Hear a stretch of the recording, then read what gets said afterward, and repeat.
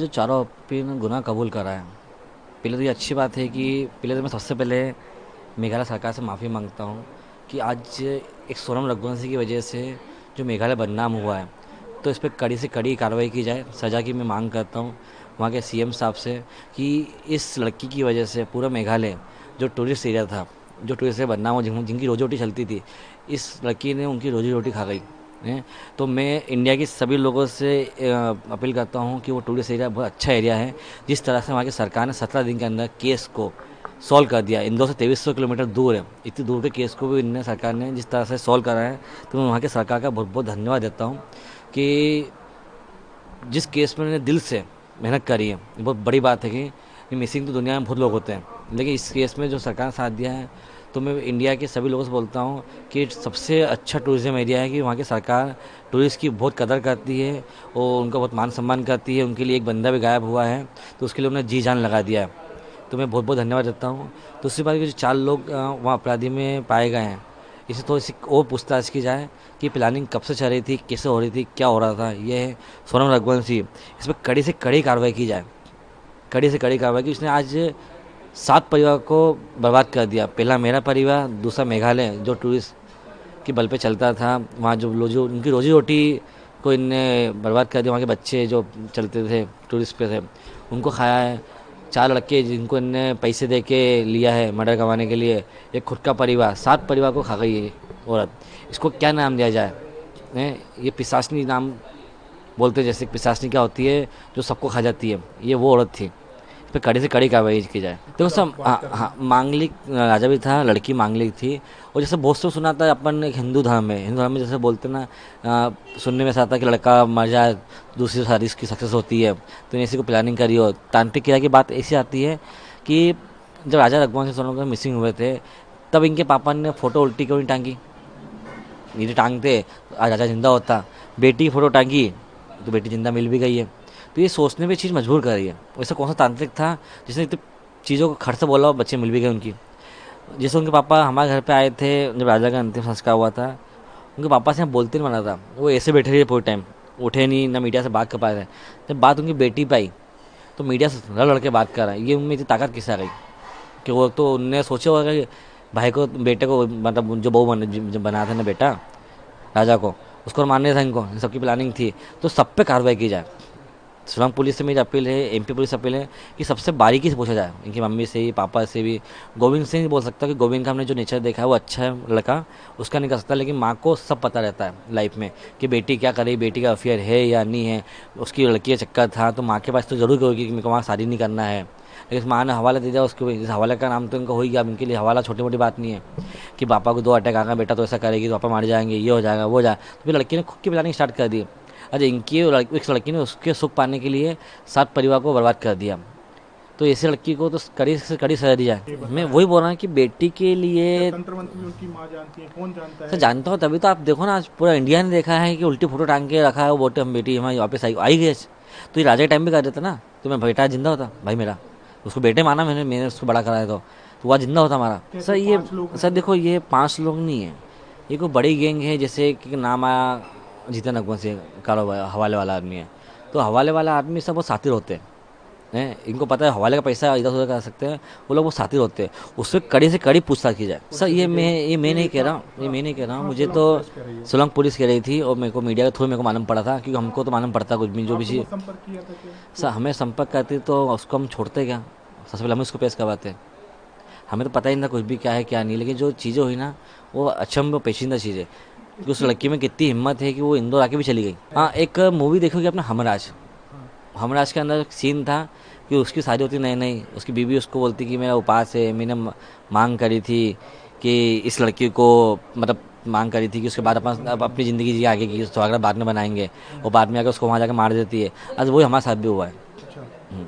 तो क्या ऐसा कहा गया था कि राजा से कि जो भी राजा से नहीं कहा था, जैसे कि राजा का जो आपकी दोस्त माँ को दोस्त थे हाँ। उनने बताया गया कि राजा को उसने ऐसा बोला था कि मेरी मांग थी कि अपन दर्शन करेंगे, उसके बाद अपनी ज़िंदगी आगे की अब अच्छे से जिएंगे, कि अपन दोनों मंगल मंगली हैं। तो राजा भी उस चीज़ों में आ गया था। ये सब मैं दिल से माफ़ी मांग रहा हूँ क्या? लेकिन हमें तो जैसे जो गुमराह करा था, जैसे पहले भी जो केस हुए थे, हम लोगों की बात तो मान रहे थे, तो हमको भी लगा कि ऐसा होता है क्या। लेकिन आज मैं वहाँ के जो पर्यटन मंत्री हैं उनसे भी माफ़ी मांगता हूँ कि सोनम रघुवंशी पे कड़ी से कड़ी कार्रवाई की जाए। इसकी वजह से पूरा मेघालय बदनाम हुआ है। मैं आज भी अपील करता हूँ पूरे देशवासियों से, इंडियन से, कि आप वहाँ जाइए, आप वहाँ फ्री हैं, आपको घूमने की अच्छी जगह है और वहाँ की सरकार आपके साथ हमेशा खड़ी है। ये तो अभी उससे अगर कड़ी पूछताछ होगी सोनम से तो आगे का राज और खुलेगा, इसमें और ही मिले होंगे ये और भी लोग कि एक लेडीज इतना वो नहीं कर सकती है। आज मैं साला किसी जाऊँगा मारने जगह चाचा को सोचूंगा कि यार इसको मारूं, मैं डरूंगा, अरे मैं अकेले कैसे पर रहूँगा। वो अकेला जब इतना गेम चला सकती है तो समझ लो फिर उसके आगे पीछे और कोई होंगे, उसमें उसकी लेडीज से उसकी सहेली या कोई लेडीज से मिली होंगी।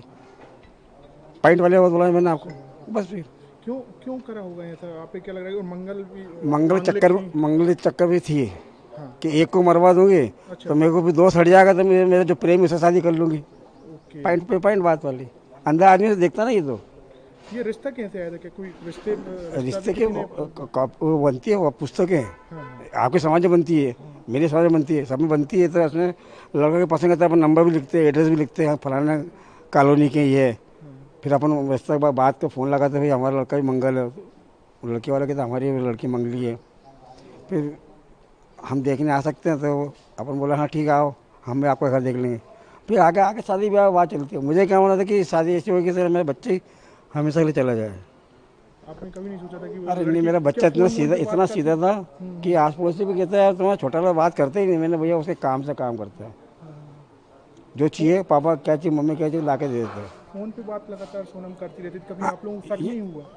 और ने क्या नए नए जोड़े में को बता नहीं पाता, बोला मैं कहूँगा पापा मम्मी नाराज होंगे कि बात क्या है, शाम को बात कर लेंगे, शाम को देखो। तो सुबह वो उसके बाद उसके फार्म पर लगी रहती है। उसने एक चक्कर पूछा, दो चक्कर पूछा कि तो बात क्यों नहीं करती। अरे मेरे को मेरा ऑफिस में ये फलाना काम, मेरे गाड़ी लगती है, ये वो फलाना ढिमका प्लॉट करना, ये बस। घर वाले भी क्या शामिल हो सकते हैं कि आप?